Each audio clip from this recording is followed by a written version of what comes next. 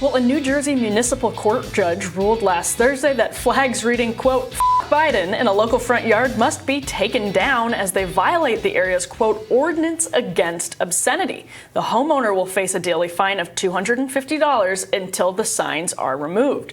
The mentioned ordinance defines obscenity as anything that, quote, appeals to the prurient interest, depicts or describes in a patently offensive sexual way conduct as hereinafter specifically defined, or depicts or exhibits offensive nakedness as in hereinafter specifically defined, and lacks serious literary, artistic, political, or scientific value. That's unconstitutional.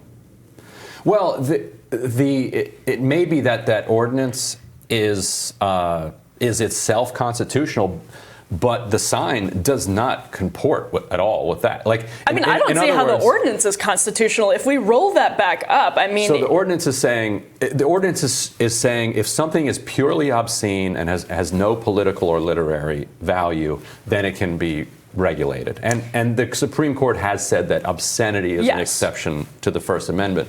But what they would have to say in order to say that this sign fits under that rule is that the sign is suggesting that you do some sexual act with Joe Biden. That you literally do that. And that there is no political content to the message. Both of those things are obviously not true. It is not a suggestion. Listen, I also think it's art. Sexual act with Biden. Yeah, it's definitely art, and it is clearly political content. Absolutely. It's one of the most flabbergastingly wrong rulings that have come out of a courtroom in a long time. Well, and I think this ordinance is actually overly broad to the point where you then have this municipal judge whose hands are tied, and it's like, well, you have to define these things so broadly in the way that the ordinance does. So you've got the sign sitting in front of you, and you're like, well, $250 a day for having political speech on your own damn property. So this is different than cases the Supreme Court has ruled in which somebody was wearing famously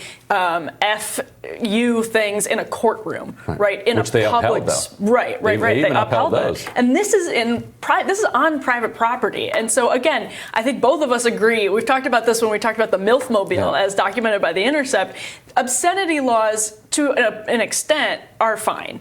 When they're overly broad like this, and you see the government fining somebody for having political speech on their own private property, it's outrageous. This won't last. If it gets appealed, there's just no way that this holds up. It is so squarely within the protected speech category that it's just stunning that the judge could have made this mistake. Well, the other thing is that ordinance says serious political, literary, artistic, or scientific value. Serious. Yeah, who's judging who's what's serious, and appealing to the prurient interest. I think you're right that's way too broad. Way too broad. And then adding words in like serious is another way to make these things so broad. Netflix would be banned if appealing to the prurient interest was defined as obscenity, and therefore it could be banned. Yeah, it becomes so subjective for the judges. And again, subjectivity is not something that you can remove from these sorts of cases. It's going to be that way. But when you have wording that is so broad, like prurient and serious,